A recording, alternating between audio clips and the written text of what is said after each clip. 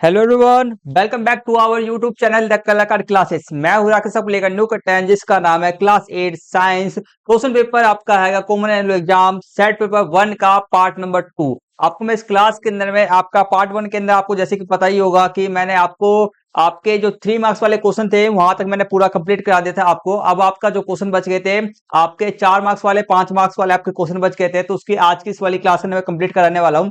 आपको मैं बता दूं ये जो क्वेश्चन पेपर जो आपको मैं करा रहा हूँ वो आपका 24 2025 2026 का आएगा और आपका कॉमन एनुअल एग्जाम का है। ठीक है, तो इसलिए ये वाला जो क्वेश्चन पेपर है आपका वेरी वेरी मोस्ट इंपोर्टेंट है। इसलिए आपसे स्टूडेंट इस वाली वीडियो को शुरू से एंड तक पूरा जरूर देखना और पार्ट नंबर 1 आएगा तो उसको भी जरूर देख लेना। वीडियो का लिंक आपको मैं इस वाली वीडियो के डिस्क्रिप्शन बॉक्स में दे दूंगा या तो चैनल पे जाकर के हमारे बायो में जाकर के देख लेना, खुद से मिल जाएगा आपको। तो इसीलिए आप स्टूडेंट क्या करना है और आपको पार्ट 1 के अंदर मैंने बता ही देता ये क्वेश्चन पेपर क्यों इंपॉर्टेंट है, तो दोबारा मैं इसको रिपीट करना चाहता नहीं हूं। तो चलो शुरू करते हैं अपने डायरेक्ट क्वेश्चन से। ये आपका क्वेश्चन पेपर आएगा। मैंने लास्ट जो क्वेश्चन करा दिया था क्लास क्वेश्चन नंबर 8 तक मैंने कंप्लीट करा दिया था, तो 9 से क्वेश्चन हमारे को स्टार्ट करना है। चलो स्टार्ट करते हैं खंड गाह से। तो ये सारे आपके 5 मार्क्स वाले क्वेश्चन है, फिर इसके आगे में आपके 4 मार्क्स वाले क्वेश्चन आपके स्टार्ट होंगे। ठीक है, चलो देखो यहाँ पर क्वेश्चन नंबर हमारा आएगा 9th है। देखो, रिक्त स्थानों की पूर्ति, ठीक है, उपयुक्त शब्द से करना है हमारे को। ठीक है, यहाँ पर शब्द दिए गए हैं, हमारे को रिक्त स्थान भरना है बस। वह प्रक्रिया जिसके द्वारा जीवित जीव अपनी प्रजाति के, ठीक है, अपनी ही प्रजाति के नए जीवों का उत्पादन करते हैं उन्हें डैश कहते हैं। ठीक है, तो वह कौन सी प्रक्रिया है? तो श्वसन तो होता ही नहीं है, पहली बात श्वसन मतलब सांस लेना। बचा क्या आंसर? प्रजनन। प्रजनन के अंदर में क्या होता है को जो भी जीवित जीव होते हैं अपने जैसे ही नए जीवों संतानों को जन्म देते हैं, तो इसका प्रजनन आंसर है। नेक्स्ट क्वेश्चन आपका आएगा नर और मादा युग्मक के मिलन को, नर और मादा युग्मक जो आपका होता है दोनों के मिलन को क्या कहते हैं? हम निषेचन कहते हैं। क्या कहते हैं? हम निषेचन कहते हैं। नेक्स्ट क्वेश्चन आपका आएगा मनुष्य में निषेचन डैश में होता है। मनुष्य में निषेचन कहां पर होता है आपका बताना है हमारे को। अंडाशय के अंदर में या आपका अंडवाहिनी? ठीक है, किसके अंदर में होता है आपका? इसका आपका राइट आंसर आपका अंडवाहिनी के अंदर में आपका निषेचन होता है। नेक्स्ट क्वेश्चन आपका है वह जानवर जो बच्चों को जन्म देते हैं, वह जानवर जो बच्चों को जन्म देते हैं उन्हें डैश कहते हैं, अंडा प्राजक या सजीव प्राजक? इनको सजीव प्राजक कहते हैं जो सीधे बच्चों को जन्म देते हैं। ठीक है, और अंडा प्राजक का मतलब जो बच्चों को क्या कहते हैं, पहले अंडा देते हैं फिर जाके अंडे से फिर जाके बच्चा बनता है, तो इसलिए इसका सजीव जो होते हैं अंडा नहीं देते हैं, सीधे बच्चे को डायरेक्ट जन्म देते हैं।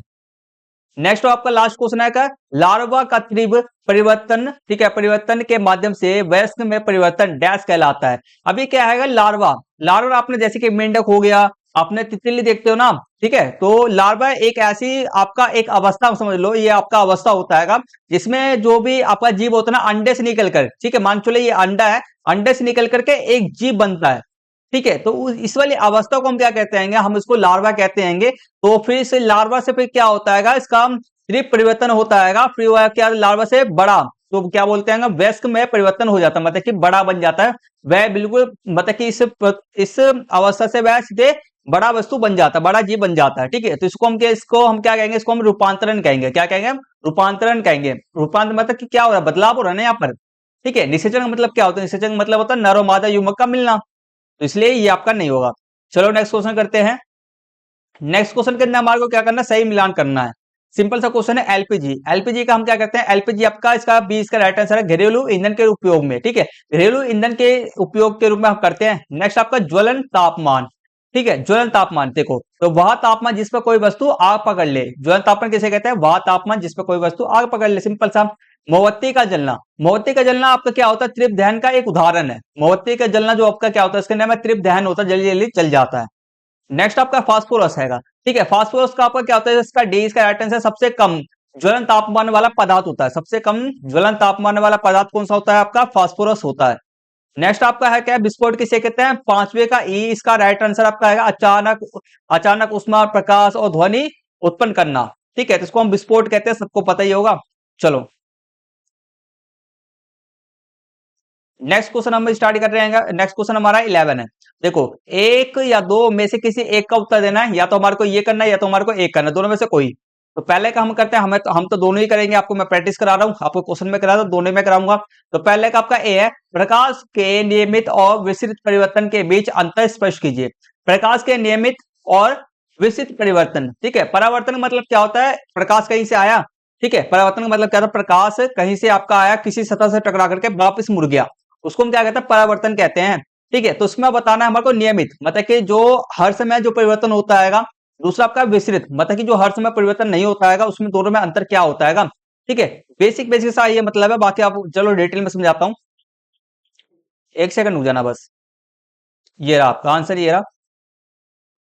देखो मैंने सभी के आंसर मैंने लिख रखे हैं। आपसे स्टूडेंट क्या करना, आपको क्वेश्चन पेपर का पीडीएफ चाहिए होगा, या नोट्स का आपको पीडीएफ चाहिए होगा ना, क्वेश्चन पेपर का पीडीएफ चाहिए होगा, या मैंने आंसर की लिख रखा है, इसको हमारे टेलीग्राम ग्रुप को ज्वाइन कर लेना। आपको टेलीग्राम का लिंक आपको इस वाले वीडियो का डिस्क्रिप्शन बॉक्स में मिल जाएगा, तो फटाफट से ज्वाइन कर लो। 11 क्वेश्चन है ये, देखो पहले हम बात करते हैं नियमित परिवर्तन का मतलब क्या होता है, समझो। ये 5 मार्क्स का क्वेश्चन है, तो आपको लिखना पड़ेगा। नियमित परिवर्तन, यह परिवर्तन चिकनी पॉलिश की हुई सतह जैसे कि दर्पण से होता है। पहला समझ में आ गया। आगे बात करते हैं इसके अंदर में, जब समांतर प्रकाश, ठीक है, जब समांतर प्रकाश किरणें सतह से टकराती है, समांतर होता है, समांतर प्रकाश किरणें किसी सतह से मतलब दर्पण से टकराती है, तो वह परावर्तन के बाद, मतलब कि एक सतह से परावर्तन मतलब सतह से टकराने के बाद भी एक दूसरे के समांतर एक निश्चित दिशा में परिवर्तित होती है। ठीक है, तो क्या होता है परिवर्तन के बाद में, मतलब कि जो अपना प्रकाश किरण है अपना समांतर दिशा के अंदर में परिवर्तित होती है। जैसे कि आपको एग्जांपल से इसका मतलब एग्जांपल यहां समझो। यहाँ पर क्या हो रहा है, यहाँ पर आपका ये प्रकाश किरण, आती हुई प्रकाश किरण आपका है सतह से, यहाँ पर क्या हुआ, इसका यहाँ पर परिवर्तन हुआ, क्या वो परिवर्तन हुआ, और वह एक दिशा की ओर में मुड़ गए, एक दिशा में मुड़ गया। फिर दूसरी प्रकाश किरण आएगा, दूसरी प्रकाश किरण वह भी दिशा में मुड़ गया। तो दो आपके जो दोनों प्रकाश किरण, आने वाले प्रकाश किरण और आपके जाने वाले प्रकाश किरण, दोनों के दोनों क्या रहते हैं, आपके समांतर रहते हैं। ठीक है, समांतर एक निश्चित दिशा में परिवर्तित होते हैं, बस। तो यही इसका कहने का मतलब है, तो ये मैंने समझा दिया। नेक्स्ट क्वेश्चन देखो हमारा क्या है, विशिष्ट परिवर्तन। विशिष्ट परिवर्तन क्या होता है, यह खुरदरी और अनियमित सतहों से होता है। विशिष्ट परिवर्तन कहां पर होता है, आपका खुरदरी, जिसका भी खुरदरी सतह होता है उसको वहां पर परिवर्तन होता है ये। नेक्स्ट इसमें देखो, जब परिवर्तन प्रकाश किरणें सतह से टकराती हैं, जब क्या आएगा, समांतर प्रकाश किरण जो हमारा होता है सतह से टकराती है, तो मतलब कि आते हुए प्रकाश किरण सतह से टकराई, इतना कहा जा रहा है यहाँ पर। तो वह परिवर्तन के बाद सभी दिशाओं में फैल बिखर जाती है। अब परिवर्तन के बाद मतलब कि यहाँ पर टकराने के बाद में सभी दिशाओं में बिखर जाती है, मतलब कि सभी दिशाओं को बिखर, मतलब कि यहाँ पर क्या हो रहा है, यहाँ पर प्रकाश किरणें समांतर में एक दूसरे के समांतर में नहीं बिखर रहे हैं। तो देखो जैसे कि यहाँ पे ये खुरदरी सतह आपका, ये प्रकाश किरण आपका आया, और क्या हुआ, प्रकाश किरण आपका आया और यहां से निकल गया। ठीक है, प्रकाश किरण आपका निकल गया, फिर दूसरी वाली प्रकाश किरण आपका आया, यहाँ पे चला गया, तीसरी वाली प्रकाश किरण आपका सीधे ऐसे फैल गया। तो मतलब कि आने के बाद में, प्रकाश किरण आने के बाद में इधर उधर बिखर जाती है, बस इसका मतलब ये होता है। चलो नेक्स्ट क्वेश्चन करते हैं। नेक्स्ट क्वेश्चन इसका ये देखो, बी है, हम अंधेरे में किसी वस्तु को क्यों नहीं देख पाते हैं। हम, आपने देखा होगा अंधेरे के अंदर में हम किसी वस्तु को देख ही नहीं पाते हैं। ठीक है, तो आप बोलोगे सर वहां पर तो प्रकाश होता ही नहीं है। ठीक है, तो सही, आपका आंसर भी सही है कि प्रकाश वहां पर, सॉरी, तो सबका भी आंसर सही है। आप ये आंसर लिखोगे, हम अंधेरे में किसी वस्तु को नहीं देख पाते हैं क्योंकि वस्तु को देखने के लिए प्रकाश का परिवर्तन आवश्यक है। ठीक है, प्रकाश का परिवर्तन आवश्यक है। ठीक है, मतलब कि वहां से जैसे कि प्रकाश का परिवर्तन, वहां पे पहले हुआ तो किसी वस्तु को देखने के लिए प्रकाश का परिवर्तन, मतलब कि वहां पर प्रकाश होना भी जरूरी है। एक और चीज में ऐड कर देना, वस्तु को देखने के लिए प्रकाश, ठीक है, यहाँ पे लिखना प्रकाश, एक और ऐसे लिखना आप प्रकाश, और यहाँ पे ऐसे, यहाँ पे ना इससे पहले में प्रकाश का परिवर्तन से पहले प्रकाश, और जहां पे ऐड करके, और यहाँ पे ऐसे ऐसे लिखना आपको, प्रकाश का परिवर्तन आवश्यक है। प्रकाश मतलब कि रोशनी और प्रकाश का परिवर्तन होना जरूरी होता है। वहां पे क्या होता है, अगर प्रकाश होगा तो उस वस्तु जो प्रकाश, उस प्रकाश क्या आएगा, हमारे जो रोशनी आएगा उस वस्तु पे पड़ेगा, वस्तु पे पड़ने के बाद में हमारे आंखों के अंदर में जाएगा। ठीक है, आंखों के अंदर में आएगा तभी तो हम देख पाएंगे, तो ये कारण होता है बस। नेक्स्ट क्वेश्चन देखो, इसी का अथवा वाला क्वेश्चन है, सेकंड क्वेश्चन इसी का आपका है। ए है, नाम के चित्र की सहायता से प्रकाश के परिवर्तन के नियमों की व्याख्या करना है। प्रकाश के परिवर्तन के नियम तीन, उसके दो ही नियम होते हैं, बस सिंपल सा क्वेश्चन है। देखो प्रकाश के परिवर्तन के दो नियम होता है। पहला आपका नियम आपतित किरण, ठीक है, परावर्तित किरण और आपतन बिंदु पर एक खींचा गया अभिलंब सभी एक ही तल में होते हैं। ठीक है, मतलब कहने का मतलब क्या है, आपतित किरण, परावर्तित किरण, आपतन बिंदु पर खींचा गया अभिलंब, मतलब कि अभिलंब आपके सभी के सभी तीनों के तीनों एक ही तल में होते हैं, मतलब कि आप ये सब। ठीक है, नेक्स्ट आपका आएगा सेकंड आपका आपतन कोण। आपतन कोण मतलब एंगल आई हमेशा परिवर्तन कोण एंगल आर के बराबर होता है, आई बराबर आर होता है, बस इतना तो दो इसका नियम है। और हमारे को चित्र भी बनाता है, तो ये लो हमने चित्र बना दिया है। तो यहाँ से सबसे पहले आपतित किरण आ रहा है, फिर क्या हुआ, परिवर्तन हुआ यहाँ पर, तो इसको हम परिवर्तित किरण कहेंगे। तो इस ये वाला जो कोण होता है और ये वाला कोण होता है एंगल, इसको हम आई कहते हैं, एंगल आई कहते हैं, इसको हम एंगल आर कहते हैं। दोनों दोनों क्या होता है, बराबर होते हैं, और उनके बीच में क्या होता है कि सीधी सी रेखा हो तो इसको हम क्या कहते हैं, अभिलंब कहते हैं। बस चलो समझ में आ गया। और आपतन बिंदु, आपतन बिंदु उसे कहते हैं जहां पर ये जो टच होता है ना, यहाँ पे बिंदु सतह पर टच हो रहा है, इसको हम आपतन बिंदु कहते हैं। चलो नेक्स्ट क्वेश्चन करते हैं। नेक्स्ट क्वेश्चन इसका भी है, वास्तविक और आभासी प्रतिबिंब के बीच अंतर लिखना है। छोटा सा अंतर होता है, देखो देखो। तो वास्तविक, पहले वास्तविक की बात करते हैं। वास्तविक जब बनते हैं, वास्तविक प्रतिबिंब जब तब बनते हैं जब प्रकाश किरणें परावर्तन या अपवर्तन के बाद वास्तव में किसी एक बिंदु पर मिलते हैं, ठीक है, और इन्हें पर्दे पर प्राप्त किया जा सकता है। मतलब कि जो आपतन में देखो, प्रकाश किरणें परिवर्तन या अपवर्तन के बाद में एक दूसरे से क्या मिल जाए, दो प्रकाश किरणें आपस में या एक बिंदु पर मिले, तब जाके पर वास्तविक प्रतिबिंब बनता है। नेक्स्ट वाले में आपका क्या, आभासी प्रतिबिंब में जब तब बनते हैं जब प्रकाश किरणें परिवर्तन या अपवर्तन के बाद किसी एक बिंदु पर मिलते प्रतीत होते हैं। क्या है, आभासी प्रतिबिंब कहां बनता है, जहां पर किसी एक बिंदु पर मिलते हुए प्रतीत होते हैं, मगर परंतु ये वास्तविक में, रियल में नहीं मिलते हैं। ठीक है, मिलते हुए प्रतीत होता है। हमारे इमेज हम देख पाते हैं कि आभासी होता है, ठीक है, तो मिलते हुए प्रतीत होते हैं, मिलते नहीं असली में, तो इन्हें पर्दे पर आप नहीं किया जा सकता है। तो ये दो आपके बेसिकली अंतर होते हैं बस। चलो, तो हमारा जो है खंड 5 नंबर वाले सारे क्वेश्चन कंप्लीट हो जाते हैं। इसके आगे क्वेश्चन हम करते हैं यहाँ से स्टार्ट। चलो करते हैं क्वेश्चन खंड 12। तो क्वेश्चन हमारा है वह 4th नंबर क्वेश्चन, हमारे सारे क्वेश्चन है। चलो इसको पढ़ते हैं फिर करते हैं। वनों को हम देखो, वनों को हमारी पृथ्वी के फेफड़े कहा जाता है। ठीक है, वनों को क्या पृथ्वी के फेफड़े कहा जाता है। ये ऑक्सीजन प्रदान करते हैं, कार्बन डाइऑक्साइड के अवशोषित करते हैं, मतलब कि ले लेते हैं कार्बन डाइऑक्साइड को, और जल चक्र को बनाए रखते हैं। जल चक्र सबको पता ही होगा। कृषि, शहरीकरण और लकड़ी की कटाई के कारण वनों की कटाई प्रकृति के संतुलन को बिगाड़ती है। बिगाड़ती है मैं समझता है, प्रकृति के संतुलन मतलब कि प्रकृति को खत्म करती है एक तरह से। ठीक है, इससे बाढ़, सूखा, जैविक विविधता का नुकसान होता है। जैविक विविधता मतलब समझते हो, यहाँ पर हमारे पर्यावरण के अंदर में विभिन्न प्रकार के जैविक विविधता में विभिन्न प्रकार के जीव जंतु सब रहते हैं, तो उनके रहने के स्थान को क्या कर देता है, नष्ट कर देता है। ठीक है, और आगे बात करते हैं वनों के संरक्षण के लिए वनीकरण और वन्य जीवन, ठीक है, अभयारण्यों और राष्ट्रीय उद्यानों और बायोस्फीयर रिजर्व जैसे संरक्षित क्षेत्रों की स्थापना जैसे उपाय किए जाते हैं। ठीक है, तो मतलब कि इन सब को और उनको बचाने के लिए भी हम कई सारे उपाय, इनके उपाय ये सब है। तो चलो करते हैं। पहले वनों की कटाई क्या है हमारे को बताना है। ठीक है, तो इसको मैं बता देता हूँ वनों की कटाई का मतलब क्या होता है। देखो सिंपल सा है, पेड़ों को काटना अपनी जरूरतों और विकास के लिए, इसको हम पेड़ों को काटना, इसको वनों की कटाई कहते हैं, सिंपल सा। नेक्स्ट हमारा है कि वनों की कटाई के 2 परिणाम लिखिए। इसमें आपको मिल जाएगा, इसमें आपको मिल जाएगा। ठीक है, तो इसका आंसर मुझे कमेंट करना सभी के सभी। नेक्स्ट हमारा है कि भारत के किन्हीं 2 संरक्षित क्षेत्रों के नाम हमारे को लिखना है। तो यहाँ पर भी संरक्षित क्षेत्र का मतलब है कि आपके जहां पर संरक्षित क्षेत्र मतलब कि जहां पर वनों को बचाने के लिए उनको बचाया गया है, उनको बनाया गया है। ठीक है, तो जब का है जैसे कि एग्जाम्पल आपका वन्य जीव यह हो गया, राष्ट्रीय उद्यान हो गए, आपके बायोस्फीयर आपके रिजर्व हो गए, ये आपके इसके उदाहरण है। ठीक है, चलो तो यहाँ पे लिखा भी है संरक्षित क्षेत्रों की स्थापना जैसे उपाय किया गया, तो ये संरक्षित क्षेत्र है आपके। नेक्स्ट इसी का अथवा डी क्वेश्चन है। देखो सी या डी दोनों में से एक करना था हमारे को।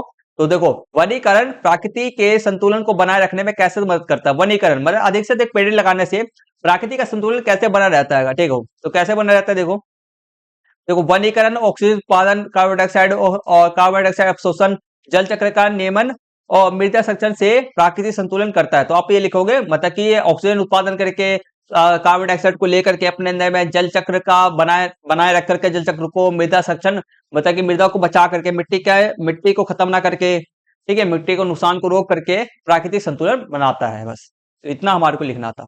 चलो नेक्स्ट आपका क्वेश्चन है 13, बहुत आसान क्वेश्चन है। देखो पेट्रोलियम जिसे कच्चा तेल भी कहा जाता है, पेट्रोलियम जिसे कच्चा तेल भी कहा जाता है, पृथ्वी की गहराई में पाए जाने वाला एक गहरा तेलीय द्रव है। पेट्रोलियम रिफाइनरी में की जाने वाली रिफाइनरी नामक प्रक्रिया में इसे विभिन्न उपयोगी उत्पादों में विभाजित किया जाता है। ठीक है, मतलब कि इस पेट्रोलियम को अलग अलग, इसके पेट्रोलियम के अलग अलग आपके संगठक होते हैं या इसके अलग अलग भाग होते हैं, जैसे कि इनमें से कुछ उत्पाद आपके पेट्रोलियम के उत्पाद हैं। पेट्रोलियम से क्या क्या बनाया जाता है? पेट्रोल, डीजल, केरोसिन, चिकनाई तेल, पैराफिन मोम, एलपीजी बनाए जाते हैं ये सब आपके, ठीक है। तो इन्हें पेट्रोलियम उत्पाद कहा जाता है, मतलब पेट्रोलियम से इन्हें प्राप्त किया जाता है। और दैनिक जीवन में प्रत्येक का अलग अलग उपयोग है। दैनिक जीवन के अंदर प्रत्येक का अलग अलग उपयोग है, बिल्कुल सही बात है। जैसे कि पेट्रोल का हो गया, डीजल का हो गया, वाहनों में उपयोग करते हैं। एलपीजी का हम घर में अपना खाना पकाने में यूज करते हैं, ये सब चीजें। नेक्स्ट हमारा है क्वेश्चन, सीधे क्वेश्चन पे बढ़ते हैं। पेट्रोलियम को सामान्यतः किस नाम से जाना जाता है? ये हमारे को दिया गया, पेट्रोलियम को कच्चे तेल के नाम से जाना जाता है। नेक्स्ट आपका पेट्रोलियम का रिफाइनरी क्या है? पेट्रोलियम का रिफाइनरी क्या है? यहाँ से लिखा पड़ा हुआ है। ठीक है, पेट्रोलियम रिफाइनरी में की जाने वाली रिफाइनरी नामक प्रक्रिया जिसमें विभिन्न उपयोगी उत्पादों में विभाजित किया जाता है। इसमें कुछ उत्पाद जैसे कि ये सब है, तो यहाँ से लेकर के आपको यहाँ तक आपको लिखना है। पेट्रोलियम रिफाइनरी का मतलब क्या होता है? पेट्रोलियम को हम क्या कहते हैं? रिफाइन करके इसको हम पेट्रोल डीजल में चिकनाई वाले तेल इस समय बदल देते हैं, इसी को हम पेट्रोल का रिफाइनरिंग कहते हैं। बस नेक्स्ट आपका आएगा सी या डी में से आंसर देना है। किन्हीं दो पेट्रोलियम उत्पादों के नाम हमारे को लिखने हैं, उनके उपयोग बताना है हमारे को। ये तो आपको पता है, पेट्रोलियम उत्पाद ये सभी के सभी दिए गए हैं, इसके उपयोग आपको पता, अभी मैंने बता ही दिया है। नेक्स्ट हमारा है डी, देखो पेट्रोलियम उत्पाद को बुद्धिमानी से उपयोग करना चाहिए, क्योंकि क्यों महत्वपूर्ण है? देखो बुद्धिमानी से उपयोग करना क्यों महत्वपूर्ण है? पेट्रोलियम उत्पादों को, पहली बात से मतलब कि हम इसको सही ढंग से यूज करना चाहिए, क्योंकि देखो यहाँ पर पेट्रोलियम उत्पाद सीमित मात्रा में है। मतलब कि जो पेट्रोलियम उत्पाद होते हैं आपके सीमित मात्रा में, मतलब क्वांटिटी में कम, लिमिटेड है, क्वांटिटी में है वे आपके, ठीक है। और उनके निर्माण में लाखों साल लगते हैं, और उसको बनाने में क्या है ना, लाखों साल लग जाते हैं। तो इसलिए हम इसको ना बुद्धिमानी से हमारे को इसका यूज करना चाहिए। चलो 13 क्वेश्चन कंप्लीट। नेक्स्ट क्वेश्चन करते हैं हमारा 14। अरुण ने अशुद्ध जल से भरे एक बीकर में बैटरी, अशुद्ध जल मतलब समझते हैं शुद्ध जल, इसमें किसी भी प्रकार की मिलावट नहीं होती है, ठीक है। एक बैटरी, एक बल्ब और ग्रेफाइट इलेक्ट्रोड जोड़े और उसने देखा कि बल्ब नहीं चमका, मतलब कि बल्ब नहीं जला, बिल्कुल नहीं जलेगा, क्योंकि अशुद्ध जल के अंदर में बल्ब आपका जलता ही नहीं है। जब उसने अम्ल की कुछ बूंदे डाली तो बल्ब मंद रूप से चमकने लगा। अब इसमें क्या डाला गया? अम्ल की बूंद डाला, तो बल्ब क्या हो रहा है? जलने लग गया। पहला हमसे क्वेश्चन पूछा जा रहा है, अशुद्ध जल में बल्ब क्यों चमका? देखो अशुद्ध जल के अंदर में बल्ब क्यों चमका? क्योंकि आपका जो हमने क्या डाला पहले हमने, क्योंकि अशुद्ध जल में विद्युत का कुचालक होता है, इसमें मुक्त आयन नहीं होते। एक सेकंड रुक जाओ। क्यों चमकने लगा? ये पहले इसका हमारा अशुद्ध जल में बल्ब क्यों नहीं चमका, पहले हमारे को बताना है। तो इसका कारण ये है आपका, क्योंकि अशुद्ध जल मतलब कि शुद्ध जल विद्युत का कुचालक होता है, ठीक है। आगे उसमें मुक्त आयन नहीं होते, उसमें क्या होता है आपका? मुक्त आयन होते ही नहीं है, ठीक है, इसलिए। नेक्स्ट हमारा है बी, देखो क्योंकि, अब नेक्स्ट का क्वेश्चन करते हैं, अम्ल डालने के बाद बल्ब क्यों चमकने लगा? इसका कारण लिखना है, क्योंकि अम्ल डालने से अशुद्ध जल में आयन उत्पन्न हो गए, जिससे कि वह विद्युत का सुचालक बन गया। तो आयन उत्पन्न होना चाहिए, अम्ल के कारण क्या हुआ? आयन उत्पन्न हुआ उसके अंदर में, इसलिए वह होने लग गया, चमकने लगा। नेक्स्ट है सी का है, यह उपयोग शुद्ध और अशुद्ध जल के बारे में क्या दर्शाता है? ये उपयोग शुद्ध और जल के बारे में, यह प्रयोग दर्शाता है कि अशुद्ध जल विद्युत का कुचालक होता है, जबकि अशुद्ध जल जिसमें अम्ल, क्षार, लवण मिला हो, विद्युत का सुचालक होता है।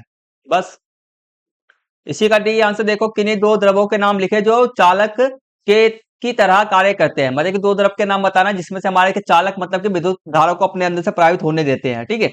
तो पहला आपका होगा नींबू का रस हो गया, और नमक का घोल हो गया, ये तो विद्युत को अपने अंदर से प्रभावित होने देते हैं। और आपका नींबू, चीनी का पानी, ठीक है, चीनी का घोल ये आपका नहीं होता, ये ध्यान रखना। चीनी का घोल कभी मत लिख देना।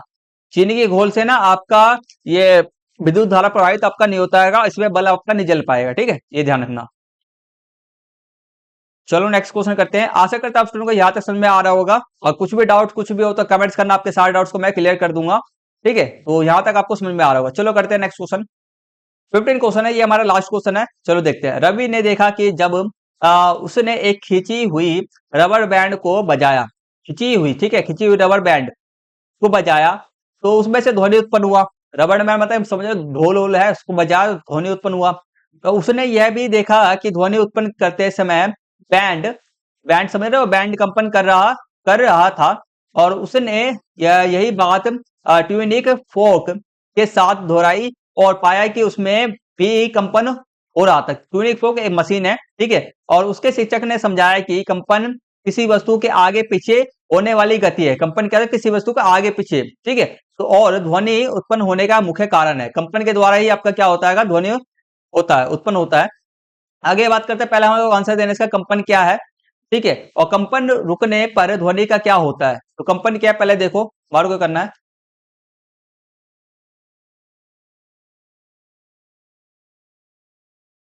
चलो मैं इसकी बताता हूँ, इसका आंसर मैंने लिखा नहीं है। कंपन क्या होता है, जब हम किसी भी वस्तु पर जैसे कि हमारा ढोल होता है, ठीक है, ढोल के ऊपर ऐसे आप लिखना, आपको आंसर से लिखना है, क्योंकि मैंने इसका आंसर मैंने लिखा नहीं है, ठीक है। तो आपको आंसर इसका इस प्रकार से लिखना है, जब हम किसी भी ढोल पर, ठीक है, किसी बैंड पर हम हाथ लगाते हैं, हाथ मारते हैं, तो उसमें से ना क्या होता है, उसको एक हाथ लगाने पर वह अंदर की ओर जाता है, और उससे क्या होता है, उससे कंपन आपका उत्पन्न होता है। कंपन मतलब क्या है, कंपन सिर्फ यहाँ पर लिखा भी क्या है कि, ठीक है, कंपन क्या आपका ढोल पे आप ऐसे लिखोगे बैंड पर, ठीक है, एक समय बैंड कंपन कर रहा है, ठीक है। तो ध्वनि देखो यहाँ पे क्या आप ऐसे लिखो, वस्तु के आगे पीछे होने वाली गति। अब कंपन क्या होता है, देखो यहाँ पे जब हम कंपन किसी वस्तु के आगे पीछे होने वाली गति है, बस इतना लिखोगे आप। नेक्स्ट आपका है कंपन रुकने पर ध्वनि का क्या होता है, जब कंपन रुक जाएगा तो क्या होगा, आपका ध्वनि भी रुक जाएगा, ठीक है। अगर कंपन होगा ही नहीं, क्योंकि हमने यहाँ पर पढ़ा है कि कंपन जो आपका ध्वनि उत्पन्न होने का मुख्य कारण है। कंपन क्या होता है, कंपन के द्वारा ही ध्वनि उत्पन्न होता है। अगर ध्वनि आपका आपका कंपन नहीं होगा तो ध्वनि भी आपका क्या होगा, यहाँ पे लिखोगे आप, रुक जाएगा।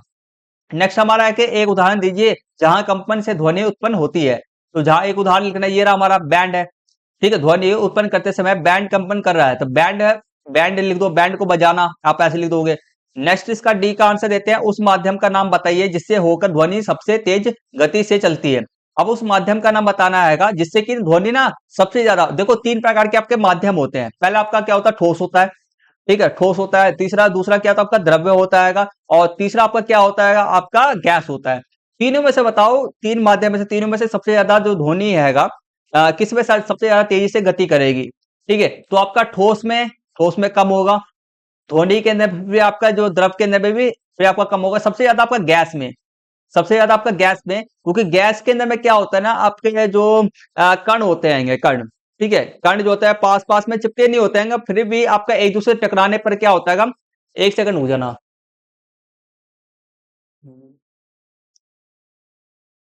ठीक है। सबसे तेज गति के बारे में बताना है हमारे को, ध्वनि सबसे तेज गति करती है, ध्वनि सबसे तेज गति करती है कि फैलती सबसे ज्यादा है, कौन से ध्वनि, किसी कौन से आपका ठोस द्रव या गैस में, तीनों में से सबसे ज्यादा फैलेगी किसके अंदर में, सबसे तेज गति, तो गैस के अंदर सबसे ज्यादा फैलेगा, क्योंकि इसको जो कण एक दूसरे से टकराने पर, ठीक है, कण जब आपके वायु के कण आपके एक दूसरे से टकराएंगे तो वह आगे से ज्यादा तेजी से जल्दी से फैलते आएगा, ठीक है। और ठोस के अंदर में कण के आपस में चिपके रहते हैं तो फैलने में क्या करेगा, दिक्कत करेगा, ठीक है। द्रव के अंदर में भी फैल, जैसे कि अपना बोल के देखो, द्रव के अंदर में कभी मुंह डाल के बोल के देखो, क्या आपको पहले बार तो बोलने में दिक्कत होगा, आपको फैलेगा भी नहीं ध्वनि, ठीक है।